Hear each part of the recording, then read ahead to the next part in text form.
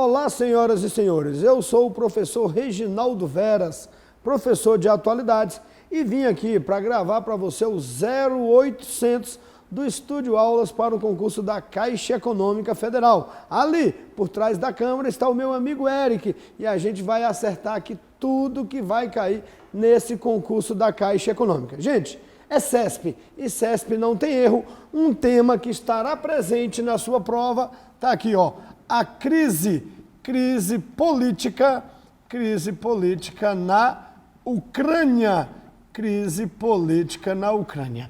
Que história é essa, galera? Você tá aguardando? Se isso aqui não cair na sua prova, eu pago o lanche, e pro Eric eu pago a cerveja, tá entendendo? Então olhem pra cá, galera. A Ucrânia, olha aqui, ó, é um país lá que fazia parte da antiga União Soviética. Era parte da ex-União Soviética. A União Soviética era formada de várias repúblicas e a segunda principal era a Ucrânia.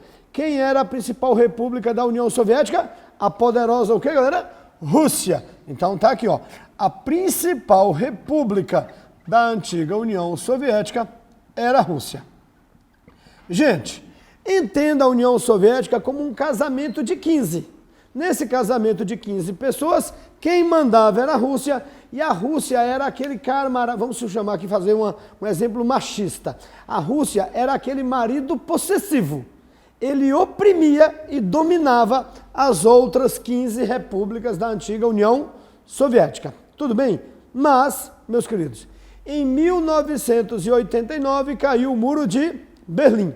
Em 1990, os países que eram socialistas passaram a ser capitalistas, e em 1991 a União Soviética deixou de existir. Tudo bem? Então, a União Soviética, tá aqui, ó, a União Soviética, que era formada de 15 repúblicas, tá?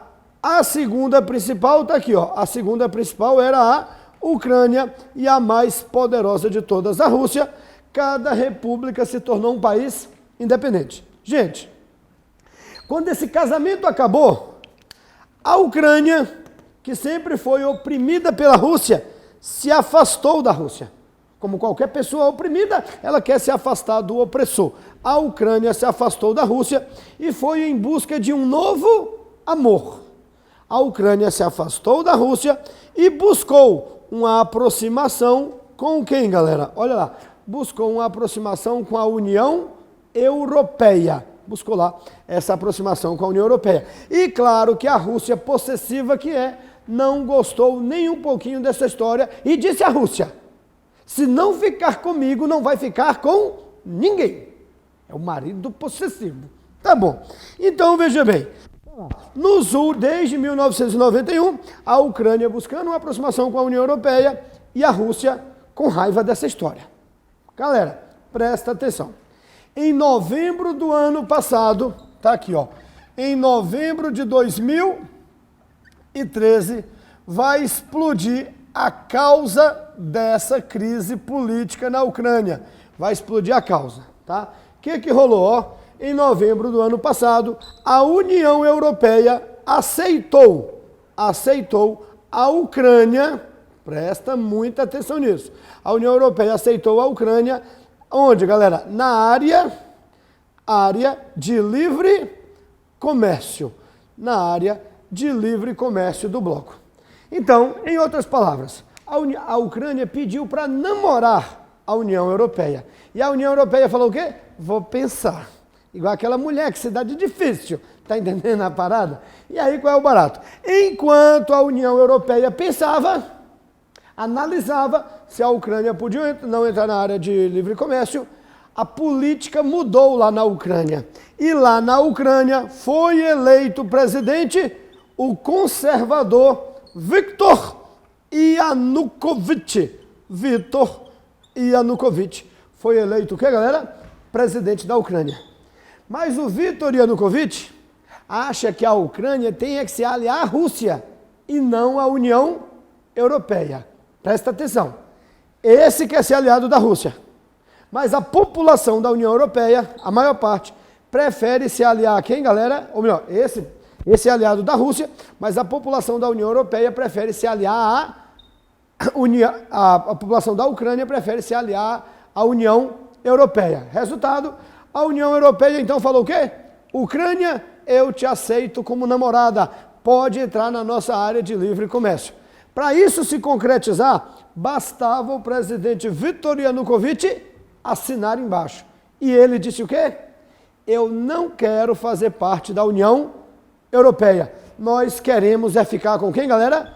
Com a Rússia. Resultado, ele queria uma coisa e o povo queria outra. Resultado, o povo foi para a rua e ocorreram o quê, galera? Revoltas, protestos e manifestações. Então, o povo foi para as ruas de Kiev exigir que o presidente aceitasse a entrada da Ucrânia na União Europeia. E o presidente fez o quê, galera? Botou a polícia para descer o cacete. Então, desde novembro do ano passado, estão ocorrendo violentos confrontos entre as tropas do governo, entre a polícia e a população, que está revoltada e fazendo manifestações contra o presidente Viktor Yanukovych. Então tá aqui, ó, resultado disso, galera, de um lado, os manifestantes, do outro lado, a polícia, Isso aqui é igual a quê, galera? Isso aqui é igual a violência. Então, meus amores, o cacete está comendo lá na Ucrânia desde novembro do ano passado. E aí, prestem atenção nessa história toda. Chegou o inverno. O inverno na Ucrânia, galera, é extremamente rigoroso. Se você lembrar da história, o Napoleão Bonaparte começou a perder a guerra quando ele tentou invadir a Rússia, passando pela Ucrânia no período do inverno. Soldados franceses morreram. O jumento do Hitler não estudou história e cometeu o mesmo erro. Tentou invadir a União Soviética, passando pela Ucrânia no período do inverno também. Perdeu. Então é um inverno extremamente rigoroso. E os manifestantes estavam lá, acampados em barraquinhas de camping, na Praça da Liberdade, na Praça da Independência em Kiev, e gritando, liberdade, democracia. Mas o frio, cara, é de 20 graus. Liberdade, liberdade, A peãozada congelou, galera, congelou. Então, com aquele inverno rigoroso, o povo começou a ir embora. O que eram milhares de pessoas se reduziu ali a umas 5 mil, chegou a ser mais de 300 mil pessoas acampadas na praça. Mas, o que aconteceu? O presidente Viktor Yanukovych fez manobras no parlamento da Ucrânia e conseguiu aprovar uma lei anti-manifestação no mês de janeiro. Gente, olha o que dizia a lei anti-manifestação. Fica proibida a reunião de mais de 4 pessoas em praças públicas, utilizando faixas, cartazes, megafones, capacetes, máscaras, barraquinhas e barricadas. Em outras palavras, a lei anti-manifestação proibia tudo, proibia qualquer forma de manifestação. Resultado, os jovens estavam indo embora, eles saíram de cena, mas quando rolou a lei, a galera falou, que porra é essa? Vamos voltar tudo de novo e protestar. Filho da puta, filho da puta, filho da puta. A galera voltou para protestar contra o presidente Viktor Yanukovych. Como os protestos ficaram extremamente intensos, olha aqui nesse cantinho aqui, olha aqui o que aconteceu. No dia 19 de fevereiro, ocorreu lá o que a galera está chamando massacre de Kiev. Massacre de Kiev. Gente, milhares de manifestantes na praça e o presidente Viktor Yanukovych fez o quê? Mandou atiradores de elite, ó, aleatoriamente escolherem pessoas na multidão, ó. Os atiradores foram matando pessoas no meio da multidão. E aquilo ali não eram as forças policiais reprimindo os manifestantes. Aquilo ali foi assassinato. Tá entendendo? Aquilo gerou uma grande revolta na população e uma grande, o que, galera? Ojeriza das outras nações. Os países condenaram severamente o Viktor Yanukovych. A popularidade do presidente, o que, galera? Caiu. A popularidade caiu, o parlamento voltou atrás e Anulou a lei anti-manifestação e o mais importante, ó, o parlamento fez o quê? Olha aqui o que aconteceu. Vamos botar de outra cor. Olha aqui, galera. O parlamento, ó, destituiu o presidente Viktor Yanukovych. Então vamos botar aqui. Ele foi destituído e o que, galera? E fugiu. Fugiu para onde? Não sabemos, mas temos quase a certeza de que ele está na Rússia, onde ele vai pedir asilo político. Aqui na Ucrânia foi instalado um governo provisório, pró o que, galera? Pró-União Europeia. Então quem assumiu o poder com a saída dele foi um governo provisório pró-União Europeia, e esse governo provisório está querendo prender o Viktor Yanukovych e levá-lo ao Tribunal de Haia. O Tribunal de Haia é uma espécie de órgão da ONU, uma espécie de judiciário da ONU que julga criminosos de guerra e genocidas. Tá entendendo a parada, galera? Então o peão tá fugido. Agora a confusão não acabou aí não, irmãozinho. A confusão não acabou aí não. Presta atenção que a confusão vai o quê, galera? Aumentar. Veja bem, aqui está a Ucrânia.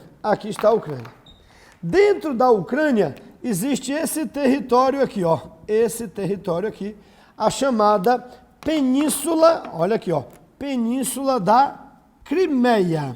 Então, está aqui esse território, que é a Península da Crimeia. Gente, a Crimeia é território da Ucrânia, mas, olha aqui, ó, mais ou menos 80% da população que vive na Crimeia é formada de quê, galera? De russos. É formada de russos. Então é um território da Ucrânia, deixa eu botar aqui, Ucrânia, tá lá, ó. É um território da Ucrânia, mas a população é de maioria, o que, galera? Russa. Dentro desse território da Crimeia, existe uma base militar russa. E esse território da Crimeia é absolutamente estratégico. Por quê, galera? Porque ele representa, ó, vou botar aqui, esse território representa a saída para o quê? Representa a saída para o Mar Negro. Qual é o barato? Aí a questão é de guerra. Então aqui tem uma grande base militar, onde tem navios russos e tudo mais. Gente, a grande Rússia está lá no hemisfério norte. E durante o inverno, o hemisfério norte congela tudo, o que não permite que a maior parte da marinha russa se movimente.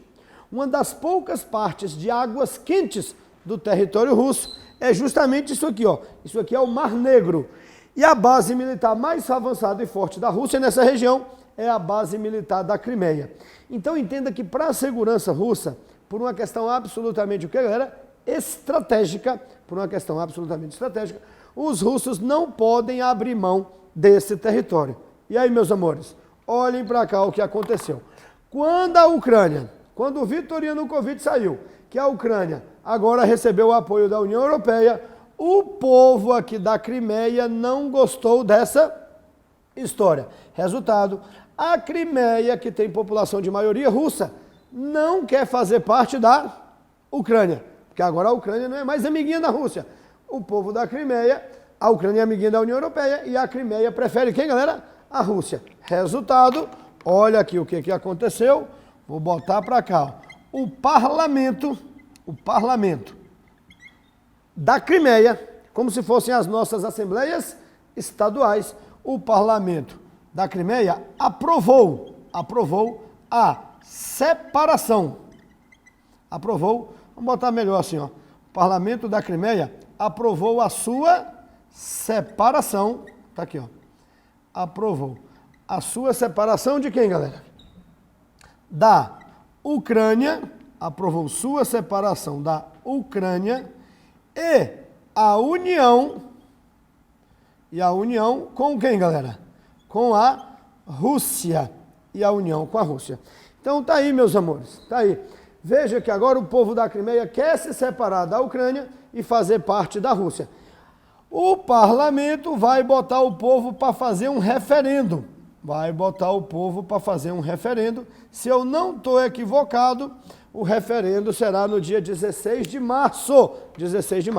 Então presta atenção. O parlamento já aprovou. e agora vai botar o povo para dizer o que vocês querem. Povo ucraniano, povo da Crimeia. Vocês querem ficar fazendo parte da Ucrânia ou vocês querem fazer parte da Rússia? Meus amores, o que interessa é o seguinte, a Ucrânia mandou tropas para cá, ó. Opa, a Ucrânia mandou tropas para cá para tentar impedir essa separação da Crimeia. Mas a Rússia também enviou tropas para cá para garantir, segundo os russos, a segurança do povo russo que vive nessa região. Gente, vai ter o referendo dia 16 e as pesquisas dizem 80% do povo da Crimeia é a favor da separação da Ucrânia e a união da Rússia. Quem são os 80% que são a favor? Justamente os russos que vivem na Crimeia. Tudo bem até aí? Olha que confusão isso está virando. Mas, olhem para cá, meus queridos. Então, veja bem, aqui nós temos o quê? A Ucrânia, aqui nós temos a Ucrânia, e a Crimeia querendo se separar da Ucrânia. Fecha aqui. Quem é, meus amores, que apoia a Crimeia? A Rússia. A Rússia, que já mandou tropas para lá. E aqui, apoiando a Ucrânia, você tem vários países da União Europeia e ainda tem quem, galera? Os Estados Unidos. Ainda tem os Estados Unidos. Ou seja, começou aí, meus amores, um jogo de ameaças, em que, por causa de uma disputa territorial, jogo de ameaças envolvendo Estados Unidos, os países da Europa contra a Rússia, ressuscita a Guerra Fria. Você lembra da Guerra Fria? Aquela disputa ideológica entre os Estados Unidos e a União Soviética, entre o capitalismo e o socialismo, onde um ameaçava jogar bomba atômica na cabeça do outro e ninguém jogou nada. E como ninguém jogou nada, a guerra não esquentou. Se a guerra não esquentou, a guerra é o quê, galera? Fria. De certa forma, então, lembra, o CESP vai bater nessa tecla, de certa forma. Então, tudo isso que está acontecendo é uma retomada da Guerra Fria, agora sem o viés ideológico, sem o viés do capitalismo e do socialismo, que isso não existe mais. Então, a região está extremamente tensa aqui. E aí, veja bem aqui o que acontece. A Rússia e a União Europeia juntas, ó, a Rússia, a União Europeia e os Estados Unidos, todos juntos fazem parte do G8. Na globalização, gente, uma tendência recorrente é criar grupos econômicos para que os países fiquem mais fortes no processo de competição. Um dos grupos econômicos da globalização é o G8. E o G8, olha aqui, galera, na prática, ele é quem? O G7 mais a Rússia. O G8 é o G7 mais a Rússia. Tá bom. Vamos lá. Quem é o G7? Quem são os 7 países mais ricos do mundo? Quem são os 7 países mais ricos do mundo? Vamos lá. Estados Unidos, Japão, Alemanha, Estados Unidos, Japão, Alemanha, França, Inglaterra,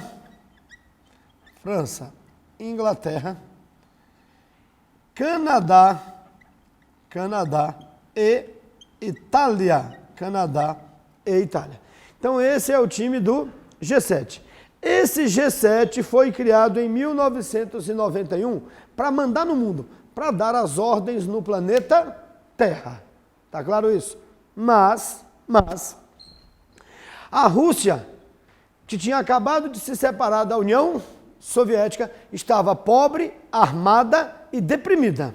Então você tinha aqui os 7 mais ricos do mundo juntos, contando dinheiro e vantagem, como se eles tivessem feito uma festa VIP, e do lado deles estava a Rússia como, galera? Pobre, deprimida e armada. Gente, pobre, deprimido e armado, vendo o rico contar dinheiro e vantagem, o que a Rússia falou? Esses caras estão me tirando, meu irmão, eu vou sapecar, tá ligado? E aí a Rússia foi lá e bateu na porta, ó. Abriu a porta da festinha e falou, e aí, galera, eu posso entrar na festa? E eles falaram o quê? Claro, amiga, a gente já ia te chamar. Tá entendendo a parada? Então presta atenção. G7 são os 7 mais ricos do mundo. A Rússia, galera, não é o 8º mais rico. Não é. Professor, se ela não é o oitavo mais rico do grupo, por que que ela está nesse bloco? Tá aqui, ó.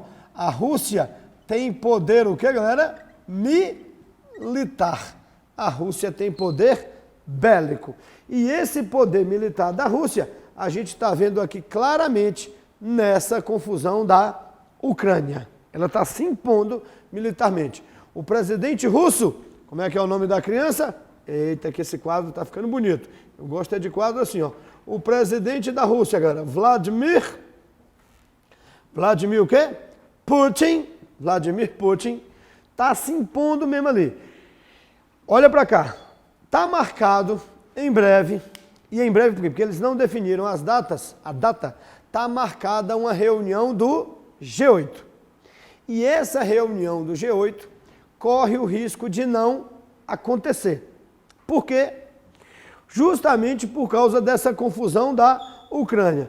A maioria do G7 está do lado da está do lado da Ucrânia. E a Rússia está contra a Ucrânia e a favor da separação da Crimeia. França, para piorar ainda mais, França, Inglaterra e Estados Unidos ameaçam expulsar a Rússia do G8. Você entende o que é isso, cara? Expulsar a Rússia do G8, galera, é mais ou menos o seguinte: o G7 está na festa VIP. A Rússia foi lá armada e falou, estou a fim de participar da parada. E a Rússia entrou. Só que a Rússia está aprontando confusão. E agora os caras ameaçam expulsar. Rússia, você está fazendo confusão demais. Saia da nossa festa. E a Rússia pode fazer o quê, galera? Ó, se eu não participar da porra dessa festa, não vai ter festa porra nenhuma. Tá ligado, mano? Então, a Rússia pode xaropar aí. E aí, meus amores, para piorar tudo e a gente finalizar essa historinha, volta aqui, vou apagar aqui, volta no suposto mapa. Volta no suposto mapa. Lembra? Veja bem. Aqui está a Ucrânia. Aqui está a grande Rússia. E lá, bonitinho aqui, está quem, galera? A Crimeia. Olha o que acontece. Hoje, a base da economia russa é a venda de quê, galera? De gás e de petróleo. Então, a Rússia tem como base da economia a venda de gás e de petróleo. O gás e o petróleo russo é consumido principalmente pela União Europeia. Tá lá. A União Europeia, que está do ladinho da Ucrânia, depende do gás e do petróleo da Rússia. Gente, para que o gás e o petróleo saia daqui e chegue à União Europeia, presta atenção por onde é que ele passa. Os grandes gasodutos e oleodutos que cortam, tem uns que passam aqui pelo mar, que cortam aqui para chegar até a União Europeia, passam por onde, galera? Pela Ucrânia. Meus amores, o que você concorda? O que você entende aqui? Essa confusão toda é o seguinte: se houver uma guerra, imagina, eu acredito que não vai acontecer, a Rússia fica no prejuízo porque pode não vender o seu gás. E ela precisa disso para faturar dinheiro. A União Europeia fica num gigantesco prejuízo, porque sem o gás da Rússia, a União Europeia para. Se for no inverno, ainda morre de frio, porque não haverá gás para os aquecedores. E a Ucrânia também fica no prejuízo. Por quê? Porque se o gás não passa por aqui, ela não recebe por fornecer o território por onde passam os gasodutos. Então tu imaginas que esses caras estão querendo aí, ameaçam se matar, mas esse depende desse para passar os gasodutos. Esse depende daquele por causa do petróleo. E aquele depende desse por causa do dinheiro. Todo mundo, depende do outro. E essa confusão aí está deixando o mundo louquinho. Gente, não adianta. De uma forma ou de outra, afeta o planeta todo. Só para vocês terem uma ideia, na semana pós-carnaval, o jornal Valor Econômico publicou um artigo dizendo que o Brasil é um grande exportador de carne suína para a Ucrânia. Inclusive a galera aqui do Distrito Federal exporta para a Ucrânia, os criadores de porcos aqui e tudo mais. Se a Ucrânia ameaça entrar em guerra, o pessoal vai evitar aquelas mercadorias que são consideradas supérfluas. Em caso de guerra, tem algo mais prioritário. Então, por causa dessa crise, muitas importações de carne do Brasil já foram, suspensas. Tu imagina então que os caras estão se matando na Ucrânia por causa do safado do Viktor Yanukovych, e quem paga o pato são os criadores de porcos aqui no Brasil. Bem, quem gostou foram os porcos, que vão morrer em menor quantidade. Pois bem, meus amores, essa é a confusão na Ucrânia. E lembra, eu pago um lanche para você e uma cerveja para o meu amigo Eric, nosso cameraman, caso esse assunto não caia na sua prova. Jazinho eu volto com mais blocos de atualidades para o seu concurso da Caixa Econômica.